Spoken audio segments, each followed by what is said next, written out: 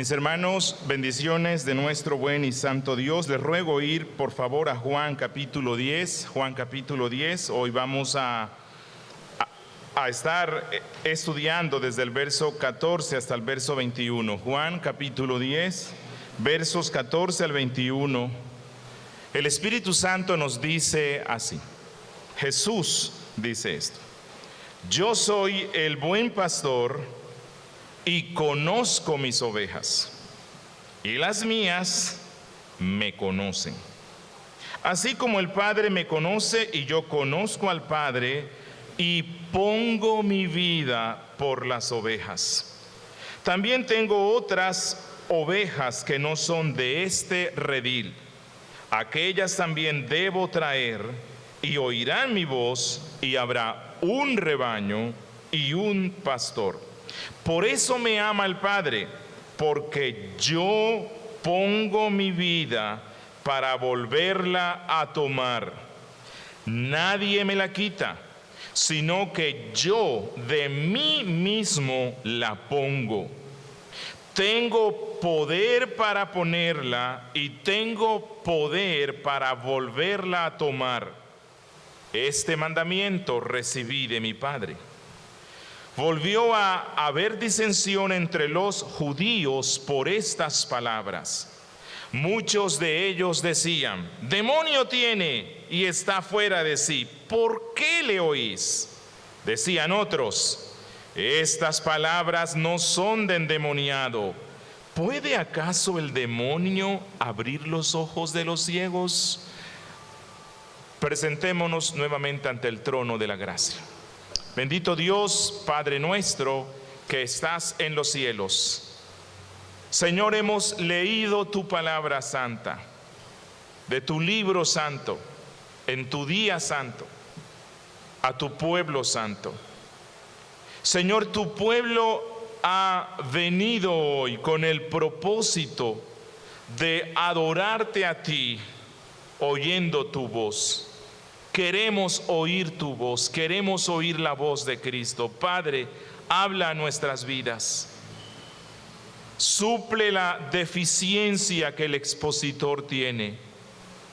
Suple la deficiencia en oír que el pueblo tiene. Danos corazones que oigan y concédenos hoy ser altamente edificados para tu gloria. En Cristo Jesús. Amén. Bueno, hoy finalizaremos todo este sermón sobre el buen pastor. Ya hemos visto que Cristo se presenta ante el pueblo diciéndole que Él es la puerta, que Él es el que guarda al redil que es salvo, que las verdaderas ovejas escuchan a Cristo cuando las llama y le siguen. Ya hemos visto que Cristo hace aquí un contraste entre Él como el buen pastor y los fariseos como malos pastores. Finalizábamos el domingo viendo y escuchando a Cristo que Él decía: yo soy el pastor bueno que muere por los suyos. Y hoy vamos a terminar viendo una vez más cómo Cristo amplía este concepto de yo soy el buen pastor. Cristo nos va a decir hoy que una marca de Él como buen pastor y que una marca de la oveja de Él es que Él las conoce y ellas lo conocen a Él. Y Cristo nos va a decir hoy de una forma especial que es en la cruz, cuando Él dio su vida, es en la cruz donde las ovejas pueden apreciar la inmensidad del amor de Cristo, que contemplando a Cristo muerto, a Cristo en esa cruz, a Cristo que entrega su vida, es que nuestro conocimiento de Él y nuestro amor hacia Él crecen exponencialmente. Hoy Cristo nos va a decir que Él definitivamente es el buen pastor, porque no solamente estuvo dispuesto a ir a la cruz, sino que Él fue a la cruz voluntariamente. El Padre lo ama, las ovejas lo aman, y Él se constituyó como el buen pastor del pueblo de Dios, porque Él quiso de su propia voluntad y designio entregarse a la muerte por sus ovejas. Y hoy vamos a ver un poco acerca de esos aspectos de lo que aquí dijimos sobre el consejo eterno de redención. Hoy vamos a ver una parte de eso que pasó y de eso que se dijo en ese consejo eterno de redención o pacto de gracia que fue hecho entre Dios el Padre y el Hijo en representación de su pueblo en la eternidad. Hoy vamos a ver el buen pastor y su sacrificio voluntario. El buen pastor y su sacrificio voluntario. Y para una comprensión mejor de este texto, vamos a estructurarlo así. Versos 14 al 15, el sacrificio voluntario y el conocimiento de las ovejas. Verso 16, el sacrificio voluntario y la conformación de un solo rebaño universal. Versos 17 y verso 18, el sacrificio voluntario y la divinidad del pastor. Versos 19 al verso 21, el sacrificio voluntario y la división que produce. Empecemos con nuestro primer aspecto, el sacrificio voluntario y el conocimiento de las ovejas. Dicen los versos 14 y 15: yo soy el buen pastor. Ya hemos visto, yo soy el pastor, el bueno, Kalos, y conozco mis ovejas, y las mías me conocen, así como el Padre me conoce, y yo conozco al Padre, y escuchen, y pongo mi vida por las ovejas. Deseo que observemos unas enseñanzas que nos dan estos dos textos. En primera instancia, cuando Cristo dice yo soy el buen pastor, no es simplemente una repetición innecesaria de lo que dijo ya en el verso 11, no. Cuando Él aquí dice yo soy el buen pastor, en realidad Él va a hacer una ampliación, una profundización de lo que Él ya dijo antes, y esto es todo lo que está en el resto de los textos. Es una ampliación de yo soy el buen pastor.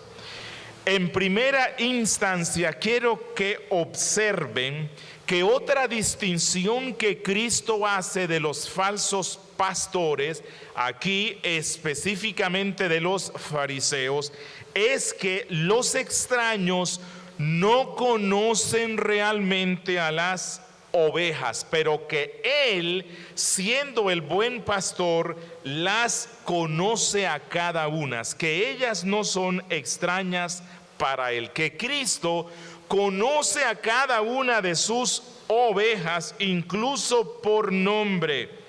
conoce el carácter de cada una de ellas. Y algo especial es que ellas lo conocen a Él. Pregunto, ¿desde cuándo conoció Cristo a las ovejas? ¿Desde cuándo entran? No. Esa verdad que Cristo nos da aquí nos hace recordar la preciosa doctrina que corre transversal en toda la Biblia, la doctrina de la predestinación, en especial la doctrina de la elección. Cristo conoce desde antes de la fundación del mundo, desde la eternidad, quiénes son las ovejas de Él, porque precisamente esas ovejas son aquellas personas que Él le pidió a Dios el Padre en ese pacto eterno de gracia o en ese consejo eterno de redención. ¿Recuerdan? Salmo 2. En el Salmo 2, Dios el Padre le dice a Dios el Hijo, ¿cuándo? En el consejo eterno de redención, antes de los tiempos. Pídeme y te daré por herencia las naciones y como posesión tuya los confines de la tierra. Esto que está en el Salmo 2 no es una promesa para ti ni para mí. Es una conversación entre Dios el Padre y Dios el Hijo. Y Dios el Hijo le pidió al Padre aquellos que Él quiso, que eran también los que el Padre quiso. Bueno, estos que el Hijo le pidió al Padre y que el Padre se los dio, aquí se les llama ovejas, y estas son las que oyen la voz de Cristo. Cristo conoció a cada una de sus ovejas hasta el fin del mundo, desde antes de la creación de las mismas. Es interesante ver que cuando Cristo dice aquí, yo conozco a mis ovejas, griego ginosco, tiene la implicación de amar. Es como cuando allá en Génesis se nos dice, y conoció Adán a su mujer Eva.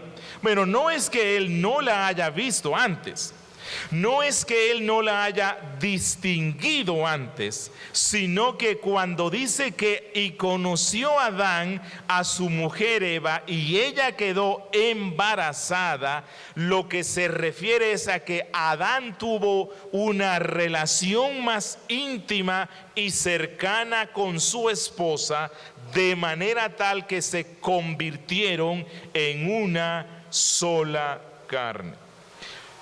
Lucas, hablándonos acerca de la Virgen, de la Madre de Cristo, él dice que ella quedó embarazada por el poder del Espíritu Santo y que José no la conoció hasta después que ella dio a luz a Cristo. Bueno, cuando Lucas dice que José no conoció a su esposa hasta cuando ella dio a luz, no se refiere a que José no tuvo una percepción mental volitiva de quién era ella. No, lo que se refiere Lucas es que José no tuvo relaciones íntimas con su esposa hasta después que nació Cristo. Igualmente aquí, cuando Cristo dice, yo conozco a mis ovejas, este conocer es un conocer íntimo, cercano, un conocer de amor. Y Cristo dice que Él conoce amorosamente, conoce graciosamente, compasivamente a sus ovejas. ¿Desde cuándo? Desde siempre, desde antes de la fundación del mundo. Pero quiero que observemos algo más en estos dos textos. En segunda instancia, Cristo dice que Él es el buen pastor porque en contraste con el pastor asalariado, Él ama a las ovejas a tal punto que entrega su vida en sacrificio por ellas. ¿Cuándo se comprometió Cristo a dar su vida en sacrificio por sus ovejas? Nuevamente regresamos al consejo eterno de redención. La Biblia nos dice que Cristo es el Cordero inmolado de Dios desde antes de la fundación de los tiempos. Él estaba destinado para eso. ¿Cuándo?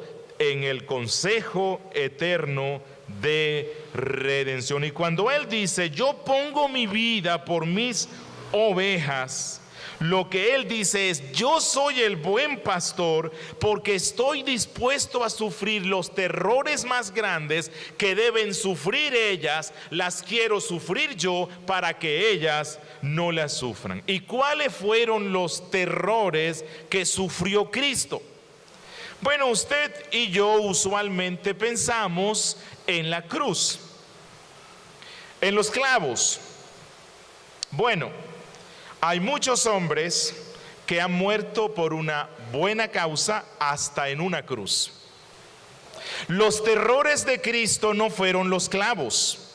Los terrores de Cristo no fue la corona de espinas. Los terrores de Cristo no fueron el desprecio que el pueblo de Roma y los judíos le dieron. Lo que Cristo estuvo dispuesto a sufrir por ti y por mí en la cruz fueron los terrores del infierno.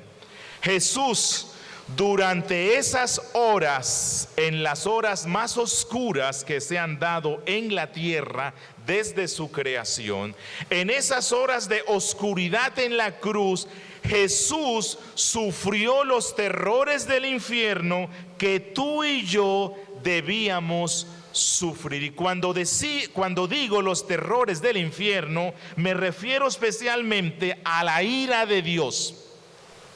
El infierno no es administrado por el diablo como algunos creen, que él es el jefe del infierno. No. El diablo será atormentado en el infierno igual que todos los que lo siguen y que los que no creen en Cristo. Él no es el jefe del infierno. El infierno es la máxima expresión de la ira de Dios sobre aquellos que viven en contra de Él. Bueno, Jesús en la cruz sufrió los terrores del infierno, es decir, la ira de Dios el Padre. Y esto fue tanto que cuando Él dijo, Padre mío, ¿por qué me has abandonado? ¿Cuál fue la respuesta que le dio Dios? No solamente fue un silencio sepulcral, sino que Dios cerró el cielo. Los evangelios nos dicen que una oscuridad densa cubrió los cielos. Dios el Padre estaba derramando su ira sobre su Hijo y ni siquiera lo quiso ver en la cruz, ni siquiera le respondió al amado. No le respondió absolutamente nada. ¿Y por qué? ¿O por quién? Por sus ovejas. Por eso Él dice, yo soy el buen pastor. Deseo que observemos en tercera instancia que Cristo nos dice que así como el Padre y el Hijo mantienen una comunión perfecta e íntima, Él dice, así como el Padre me conoce y yo conozco al Padre, pongo mi vida por las ovejas. Y antes dijo, y conozco a las mías, y las mías me conocen de la misma forma que el Padre me conoce, me ama, y de la misma forma que yo amo y conozco al Padre. Y lo que Cristo dice aquí es una bendición enorme para su pueblo. Las ovejas de Cristo lo conocen a Él y lo aman a Él porque primero fueron conocidas y amadas por Cristo. Las ovejas no son conocidas ni amadas cuando entran al redil, sino que entran al redil porque ya son conocidas y amadas por Cristo. ¿Te quejas de tener poco amor hacia Cristo? Por muy poco que sea, Cristo dice que en sus verdaderas ovejas ya hay una semilla de amor hacia Él. Roguemos para que ese amor crece por la obra del Espíritu Santo, y un día, cuando estemos en el estado perfecto de gloria, nuestro amor y conocimiento de Cristo será perfecto. Mientras tanto, sigamos creciendo en conocerlo y amarlo a Él. Y quiero que observemos algo más, y es que en estos dos pasajes aparecen 4 veces el verbo ginosco, conocer, enfatizando ese conocimiento experimental que existe entre el Padre y el Hijo, y ese conocimiento experimental que Cristo tiene hacia los suyos y que los suyos deben tener sobre Él. Jesús conoce a los suyos como sus ovejas. Las ovejas lo conocen a Él como su pastor, como su Señor. No hay nada más hermoso en este mundo. 2.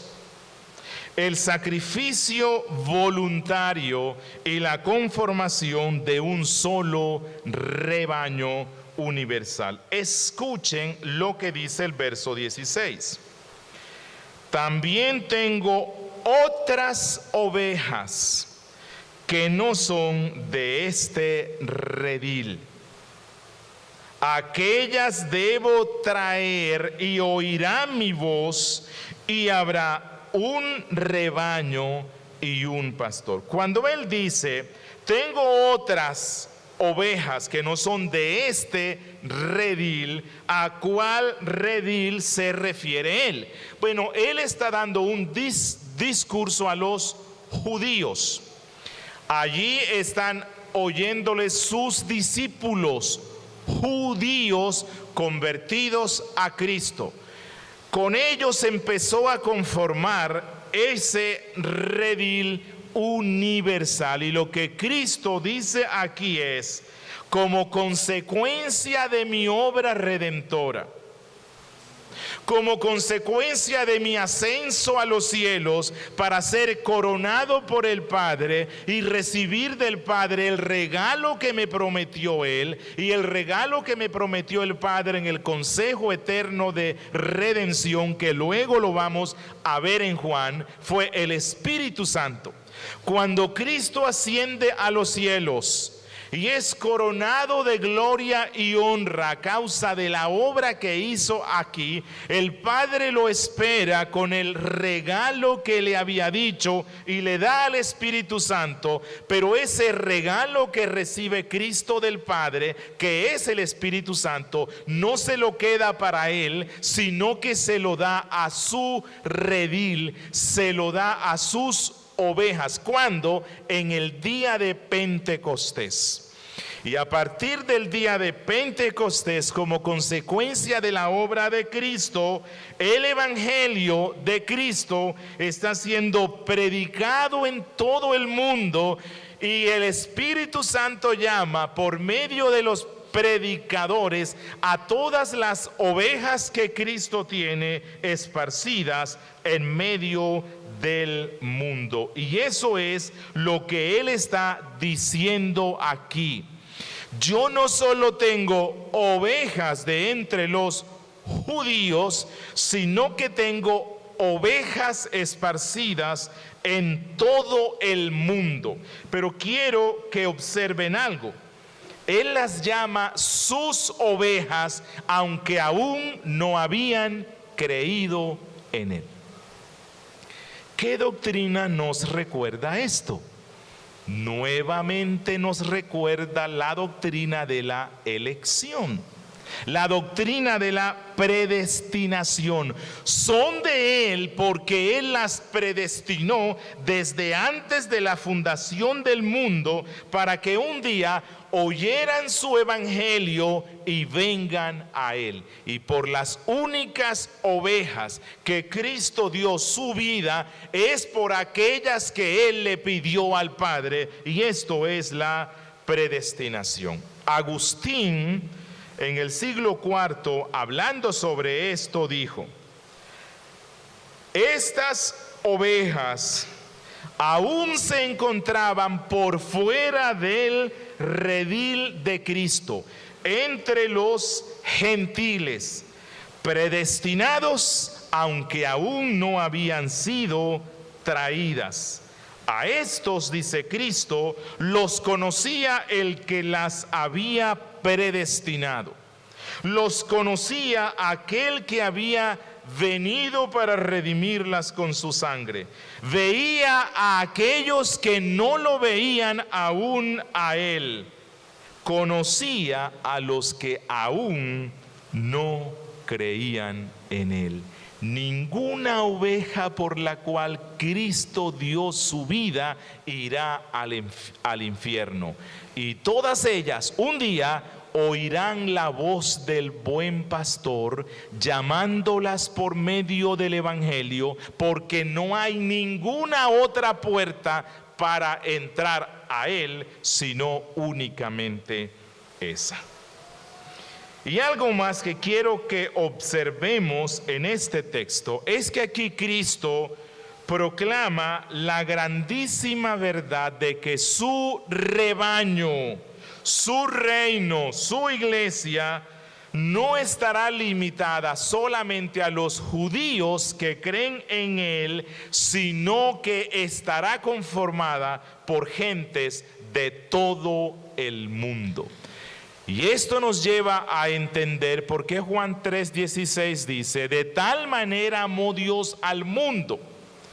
Muchos, cuando ven que en la Biblia se habla de mundo relacionado con la salvación, llegan a la conclusión de que Dios amó eternamente y que Cristo murió en la cruz por todas y cada una de las personas del mundo. Eso es algo antibíblico. Decir eso es decir que todas las personas del mundo serán salvos. Pero la Biblia nos habla de multitudes que serán arrojadas al infierno.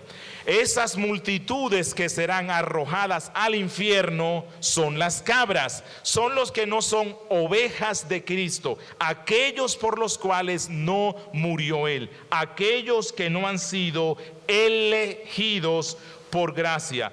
La iglesia de Cristo es internacional, mundial, y él concluye diciendo aquí que habrá un pastor y un rebaño. La voz de Cristo resuena sobre todo su rebaño esparcido en el mundo, en todas las lenguas que hay actualmente. Cristo, por medio de la cruz, atrajo hacia sí a sus ovejas electas en todo el planeta Tierra, en todos los tiempos, hasta el fin del mundo. Él y solo Él, dice aquí, es seguido por esa multitud incontable de ovejas. Él es el que las atrae, Él es el que las llama, Él fue quien las compró. Tercero, Juan nos muestra el sacrificio voluntario y la divinidad del pastor. Versos 17 y 18 dicen: por eso me ama el Padre. ¿Por qué? Porque yo, vean aquí, Jesús enfatiza que es Él, porque yo pongo yo pongo mi vida para yo mismo volverla a tomar. Nadie me la quita, sino que yo de mí mismo la pongo. Tengo poder para ponerla y tengo poder para volverla a tomar. Este mandamiento recibí de mi Padre. Pregunto, ¿cuándo Jesús recibió este mandamiento del Padre? Volvemos a lo que he estado insistiendo hoy, al consejo eterno de redención. Muchos no creen, o más bien creen, que la doctrina del consejo eterno de redención es un invento teológico reformado, porque no encuentran ningún versículo donde se use la frase textual consejo eterno de redención. Decir eso es decir que Dios no es trino, porque no hay ningún versículo bíblico donde no se use donde no está el término Trinidad. El consejo eterno de redención se encuentra esparcido por toda la Biblia y hay muchos pasajes que nos dan luces de que hubo un tiempo cuando no había tiempo, en el cual Dios el Padre, Dios el Hijo se sentaron, por decirlo así, y decidieron la salvación de un pueblo que Dios Padre le quería dar a Dios Hijo. Y en la Biblia se nos muestra cuáles fueron los acuerdos de ese consejo o de ese pacto de gracia. Y aquí Cristo nos habla acerca de algunas cosas que se comprometió en ese consejo. Y Él nos dice que Él es el pastor, el bueno, Kalos, el único de su clase, porque aunque los mejores pastores de la tierra no huyen cuando ven venir al lobo y se enfrentan con el lobo, una de las cosas que los buenos pastores hacen es mirar cómo se libran su vida del lobo para que el lobo no lo mate a él y no mate a las ovejas. Pero Cristo está diciendo aquí que Él no hizo eso. Él vino a esta tierra y voluntariamente se entregó a la muerte. Él no la resistió. Él quiso darse a ella porque era de la única forma que podía librar a su pueblo de la muerte, en especial de la ira de Dios, de la ira de su Padre. 2. Cristo aquí también nos deja ver que aunque los mejores pastores del mundo se puedan enfrentar con el lobo y mueran en el acto de librar a las ovejas de las garras del lobo, si este pastor muere, ¿qué pasa con las ovejas? El lobo se las come porque no hay quien las defienda. Pero Cristo aquí nos muestra que Él es el único que puede decir: yo soy el buen pastor, porque no solo dio su vida voluntariamente, sino que la consecuencia de su muerte es que le dio vida efectivamente a sus ovejas, que les dio seguridad para siempre. Y lo que Cristo está diciéndole aquí es a estos fariseos, a estos saduceos que ya estaban craneando cómo darle muerte, como luego vamos a verlo en los textos que siguen. Lo que Cristo le está diciendo es a estos líderes falsos: miren, ustedes me entregarán al gobierno de Roma. Ustedes me van a entregar al diablo y van a procurar mi muerte, y yo no voy a hacer absolutamente nada para impedirlo, porque esta muerte mía es una muerte redentora, es una muerte voluntaria. Pregunto, ¿qué pasó cuando los soldados de Roma fueron al Getsemaní a apresar a Cristo? Y como no lo conocían, dijeron: ¿quién es Jesús? Y Jesús respondió: yo soy, ego eimi, yo soy el que soy. ¿Qué nos dice la Biblia que pasó con estos soldados? Cayeron a tierra a causa de la gloria de Cristo.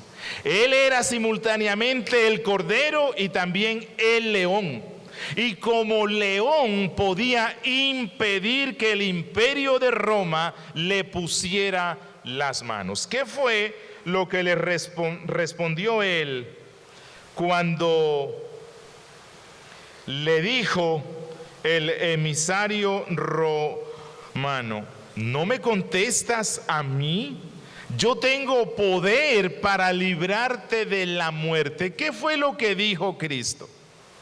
No tendrías ningún poder sobre mí si no te fuera dado del cielo. El mismo Cristo dijo: yo puedo pedir a mi Padre que me mande legiones de ángeles y ellos se pueden enfrentar con mis enemigos. Pero Él no hizo absolutamente nada de eso. Y eso es lo que Él está diciéndole aquí a estos fariseos. Yo vine a esta tierra porque voluntariamente me comprometí con el Padre en ese consejo eterno de redención, a que vendría a nacer como un hombre, como un niño en medio de la pobreza y miseria humana. Me iba a despojar de mi gloria, me despojé de mi gloria, me limité a mí mismo con un cuerpo humano. Nací entre lo más pobre, despreciado. Mis hermanos en la carne pensaban que yo era loco. Despreciado por mi pueblo, expulsado del templo terreno de mi padre, recibiendo los desprecios de aquellos que dicen honrar a Dios, sufriendo un juicio injusto, siendo llevado a la cruz como si fuera el más mísero y peligroso criminal del mundo. Y todo eso lo hice porque yo vine con el propósito de salvar a mi pueblo, porque con mi muerte los libraré de la muerte.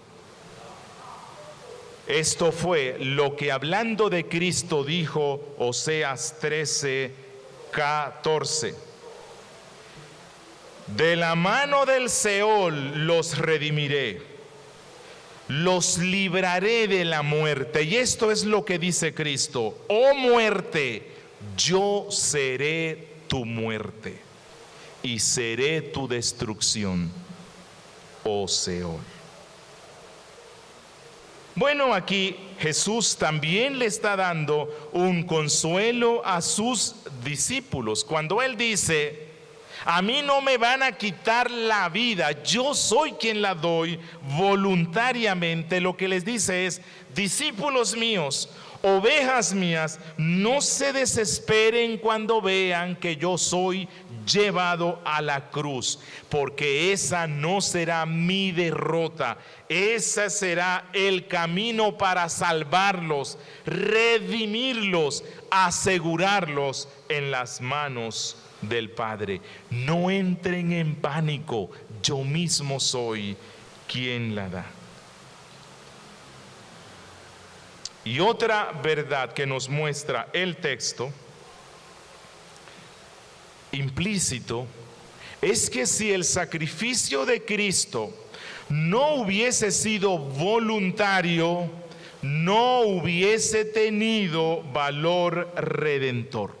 Se necesitaba que el sacrificio de Cristo fuera totalmente voluntario, no algo forzado, no que no pudo librarse del imperio, no que no pudo librarse de eso, no, él tenía que hacerlo de buena gana, con gusto, y él mismo dijo esto en Hebreos 10, versos 5 al 10. Él dice, el Espíritu Santo hablando de él dice, y entrando al mundo, él dijo, sacrificio y ofrenda no quisiste, mas me preparaste cuerpo humano. Holocaustos y expiaciones por el pecado no te agradaron. Entonces dije, ¿cuándo dijo esto Cristo? En el consejo eterno de redención. Entonces dije, he aquí que vengo, oh Dios, para hacer tu voluntad, como en el rollo del libro está escrito de mí. En esa voluntad, en esa decisión voluntaria que tomó él, dice, somos santificados mediante la ofrenda del cuerpo de Cristo, hecha una vez para siempre. Este es un pasaje rico en doctrina, rico en consuelo. Es un pasaje que nos lleva a ver la gloria de nuestro Cristo y la gloria de nuestra salvación. Algo más que quiero que observemos en este texto es la autoridad que tiene Cristo sobre la vida, la muerte y todas las cosas. ¿Quién puede decir, yo tengo autoridad para dar mi vida en la muerte y después para resucitar? Únicamente Él, porque es Dios. Es más, si Él no fuera Dios, pero si un buen hombre, un profeta grande, un ángel como algunos creen, y él le hubiese dicho, Dios, yo voy a ir y voy a dar mi vida por ese pueblo que tú quieres, ¿cómo podía saber o asegurar él que iba a morir de la forma que se necesitaba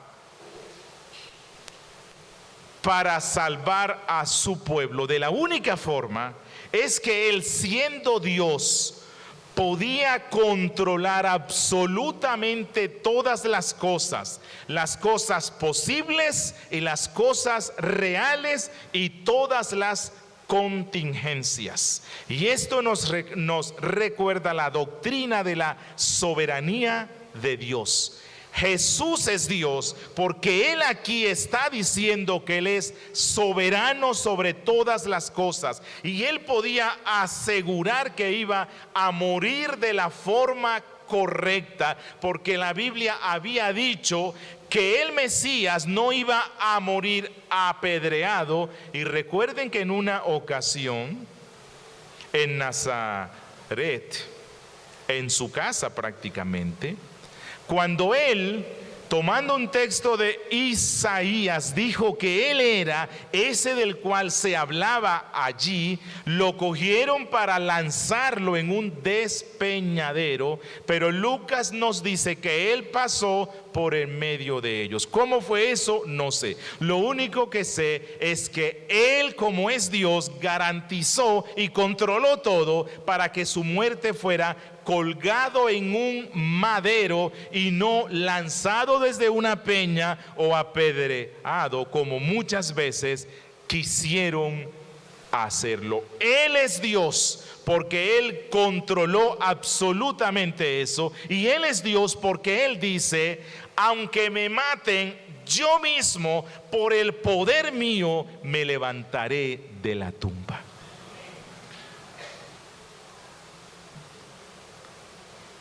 Y 4, quiero que observemos esto. 4, el sacrificio voluntario y la división que produce. Dice en los versos 19 al 21, volvió a haber disensión entre los judíos por estas palabras. Muchos de ellos decían: demonio tiene y está fuera de sí, o sea, está loco. ¿Por qué le oís? Decían otros: estas palabras no son de endemoniado. ¿Puede acaso el demonio abrir los ojos de los ciegos? Nuevamente Juan nos muestra de una forma práctica la doctrina de la total depravación humana.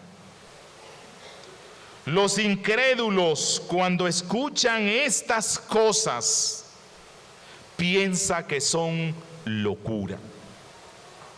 Eso dijo Pablo. Para los griegos, la predicación de la cruz es locura, y eso sigue siendo hoy día. La total incapacidad les lleva a pensar que estas buenas noticias realmente son locura. Posiblemente ellos pensaban: oiga, pero este loco piensa suicidarse, porque ellos posiblemente decían: pero ¿quién lo quiere matar? ¿Quién lo va a matar? ¿Cómo va a asegurar él que lo van a matar? De la única forma es que él esté pensando en suicidarse. Y en la doctrina judía se pensaba: bueno, el que se suicida necesariamente se va para la condenación, así que ¿cómo dice él que va a resucitar? Dios no le va a dar eso.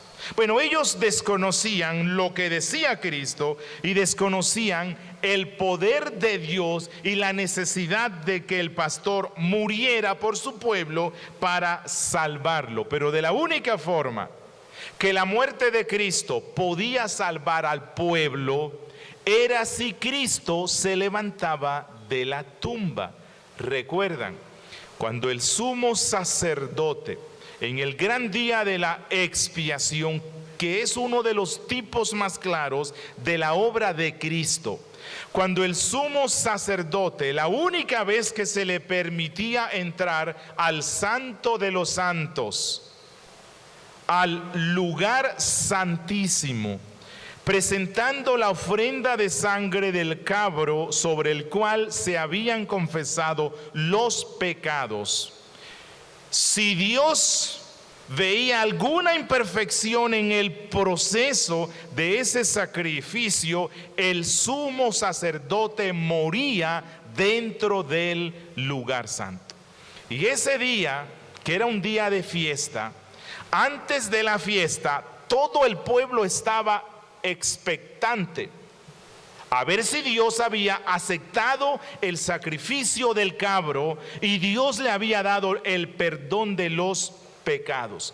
Cuando el sumo sacerdote salía por la puerta y veían que salió vivo, el pueblo gritaba de júbilo y habían trompetas y cantaban salmos, porque Dios estaba diciendo: he preservado la vida del sumo sacerdote, es decir, he aceptado el sacrificio, los he perdonado. Cristo dice: tengo poder para dar mi vida y tengo poder para volverla a tomar, es decir, para resucitar. La resurrección de Cristo fue la confirmación de que Dios aceptó el sacrificio que hizo Él por el bien de su pueblo. Pero nos dice Juan que aunque algunos pensaban que Él estaba loco o endemoniado, como siempre, la predicación del evangelio causa división entre los que lo escuchan, entre los que creen y entre los que no creen. Y aquellos que ya creían o estaban empezando a creer, dicen: bueno, ¿y cómo es posible que este hombre sea loco, como ustedes dicen? O que esté poseído por el diablo. ¿Acaso el diablo habla como este hombre? ¿Acaso el diablo tiene la capacidad para darle la vista a alguien que había nacido ciego? Además, Este mensaje del buen pastor no lo puede dar el diablo. Este mensaje del buen pastor no lo puede dar un hombre del diablo, sino solamente un hombre de Dios. Y esto nuevamente nos muestra que nadie puede permanecer neutral frente al evangelio. Nadie. O lo acepta o lo rechaza. No puede decir, no, yo me quedo aquí en el medio. Hoy día, en nuestro siglo relativista y pluralista, están unos que dicen, no, yo no estoy contra Cristo, no creo en Él, pero yo no estoy contra Él. Cristo dice, el que no cree en mí está contra mí. Nadie puede estar neutral frente al evangelio de Cristo. O lo acepta o lo rechaza, o recibe vida o se condena. Isaías lo dijo así. Entonces él, hablando de Cristo, será por santuario, pero a las dos casas de Israel por piedra para tropezar y por tropezadero para caer, y por lazo y por red al morador de Jerusalén. Deseo terminar con unas breves aplicaciones y de una forma especial quiero dirigirme nuevamente a los que son predicadores y a los que hoy van a ir a evangelizar. Apreciado predicador, apreciado evangelista, a la luz de lo que hemos visto, cuán honroso es este santo ministerio que Cristo te ha dado. ¿Sabes por qué? Porque Cristo dice que Él llama a las ovejas que Él tiene esparcidas en Medellín. ¿Y cómo las llama Él? ¿Por una visión? ¿Por un sueño? ¿Porque hay una voz que se...? No. Los llama por medio de tu predicación, por medio de mi predicación. Nosotros somos aliados de Cristo en el llamamiento de las ovejas hasta que todas estén en el redil, hasta cuando estén todas y todas escuchemos la voz potente del pastor viniendo de los cielos para introducirnos al estado eterno de gloria. Hermano, hermana, por medio de esa predicación del evangelio, por muy débil y torpe que sea, Jesús llama a su pueblo. Por eso te quiero decir, predica con fidelidad, aunque la gente se burle de ti. Predica con convicción y bajo el poder del Espíritu Santo, aunque la gente piensa que estás loco o loca. Pero que tu mensaje esté bañado de Cristo, centrado en Cristo, puesta la mirada en Cristo. Él dijo, el que a vosotros me oye, a mí me oye. Amado hermano, puedes ver aquí el inmenso amor que Dios tiene por ti. Él decidió bajar a esta tierra y morir en tu lugar. ¿No es eso una razón para estar de fiesta? ¿No es eso una razón para estar experimentando gozo para siempre en medio de las adversidades más grandes de este mundo? Mire, ninguna persona, por mucho que te ame en este mundo, estará dispuesto a dar su vida voluntaria y gozosamente por ti. Pero hubo alguien que lo hizo, Jesús. Amigo, ¿te das cuenta de lo horrible que es tu maldad? ¿Cómo es posible que aún sigas despreciando a aquel que hizo tanto por el bien de la humanidad? Amigo, no rechaces al Salvador. Amigo, no sigas en ese estado de pasividad frente a Él. Ese es un pecado de graves consecuencias. Amigo, recuerda lo que hemos visto hoy. Él estuvo dispuesto a dar su vida por personas malas como tú. Ven a Él y dale tu vida. Demos gracias al Señor. Padre nuestro que estás en los cielos, una vez más te damos gracias por este Evangelio Santo. Gracias por estas buenas nuevas. Gracias por Cristo. Gracias por nuestro buen pastor.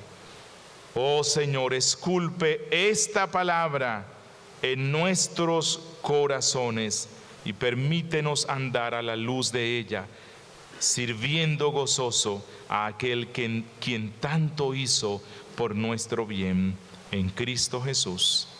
Amén.